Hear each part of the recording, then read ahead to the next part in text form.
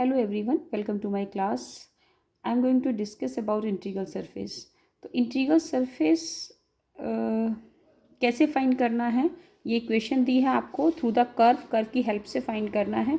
तो सबसे पहले तो जो इंटीग्रल सरफेस की इक्वेशन दी है आप इसको ध्यान से देखें। तो P होता है del z upon del x, Q होता है del z upon del y और इज इक्वल टू R। तो अगर आपकी इक्वेशन जो होती है P plus Q is equal to R की फॉर्म में होती है तो हम उसको लेग्रेंज इक्वेशन से हम क्या करते हैं, कांस्टेंट C1 एंड C2 निकालते हैं। कैसे कैलकुलेट करते हैं, तो सबसे पहले जो इसका कोफिशिएंट है वो हम लिखते हैं बाय लेग्रेंज इक्वेशंस। तो del x upon coefficient of P हम पुट करते हैं, तो कोफिशिएंट ऑफ P इज ये and d y upon coefficient of Q is 1 and d z upon coefficient of R कितना -2y।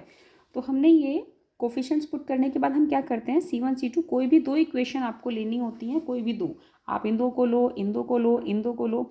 दो इक्वेशन लेने के बाद हम कैलकुलेट करते हैं C1 एंड C2। हमें इक्वेशन इस तरह से पेयरिंग करनी होती है कि इंटीग्रल आराम से हो जाए। देखिए अगर मैं इन दोनों का पेयर लेती हूँ तो z मेरा एलिमिनेट नहीं होगा और यहाँ पर जो डिफ्रेंशिएशन है वो x और y, dx और dy है, यानी कि इंटीग्रेशन जो होगा वो x और y के रेस्पेक्ट में होगा। तो हम इन दोनों का नहीं ले सकते, हम किसको लेंगे, इन दोनों को लेंगे। अगर हमने इन दोनों को लिया तो dx upon 4yz is equal to dz upon -2y, y to y cancel, then 2 से 2 कैंसिल। इसको हम कैसे लिख सकते हैं, dx upon 2z is equal to dz upon -1। अगर हम इसकी क्रॉस मल्टीप्लाई करें तो what we get dx is equal to -2z dz। अब इसको अगर हम इंटीग्रेट करें, on integrating we get what, integration of dx is 1 and integration -2 z square by 2 plus constant of integration is C1। then 2 से 2 cancel, तो इसकी formation क्या होगी, x plus Z square is equal to C1। तो x plus Z square is equal to C1 हमारा ये first constant तो इससे कैलकुलेट हो गया। सेकंड कांस्टेंट अगर हम देखें ध्यान से तो dy is equal to dz, अगर हम इन दोनों का पेयर बनाएं तो सेकंड कांस्टेंट हमारा यहाँ से कैलकुलेट हो जाएगा। चलो let's see how to calculate. dy upon 1 dy upon 1 is equal to dz upon what, dy upon 1 and dz upon -2y।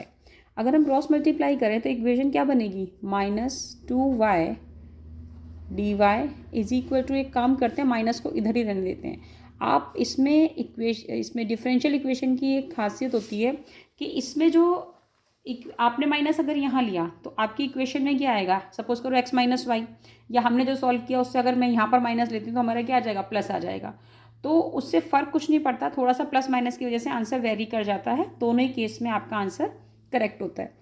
तो इसको अगर मैं इंटीग्रेट करती हूँ, on integrating 2y square upon 2 is equal to minus z plus constant of integration is C2, then 2 से 2 cancel, then y square plus z is equal to C2।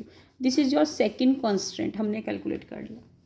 तो C1 and C2 निकालने के बाद हम क्या करते हैं इसमें कि C1 भी कैलकुलेट हुआ, C2 भी कैलकुलेट हुआ। अब जो हमें क्या कैलकुलेट करना है, इंटीग्रल सरफेस कैलकुलेट करना है थ्रू द कर्व। तो यहाँ तक का पार्ट हम ऑलरेडी पहले भी पढ़ चुके हैं। अब कर्व की इक्वेशन क्या गिवन है, हमें गिवन पार्ट क्या है, हमें कर्व की इक्वेशन गिवन है y square plus Z square is equal to 1 and x plus z is equal to 2। इन दोनों इक्वेशन को यूज़ करके हमें इस इंटीग्रल सरफेस की इक्वेशन कैलकुलेट करनी है इन दोनों कर्व से जो पास होकर जाती है। तो अगर हम ध्यान से देखें C1 और C2 की जो इक्वेशन है, अगर इन दोनों को प्लस करें तो वी गेट द कर्व सी। चलो ऐड करके देखते हैं, एडिंग C1 एंड C2।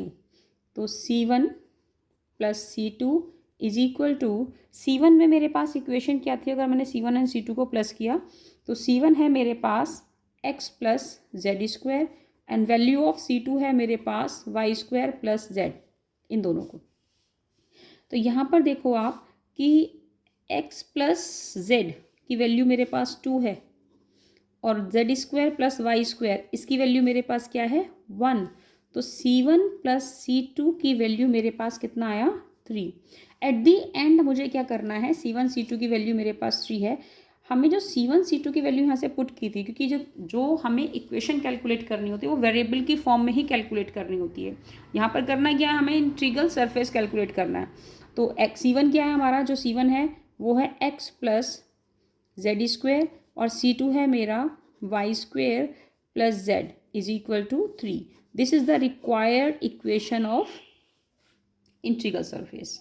तो इसको हम ऑर्डर में लिखना चाहें तो हम ऐसे लिख सकते हैं, एक्स प्लस जेड को एक साथ कर लो और Y square plus Z square को एक साथ इज इक्वल टू में 3। This is the required integral surface equation. So इसी तरह से आप और भी क्वेश्चंस कर सकते हैं। Thank you.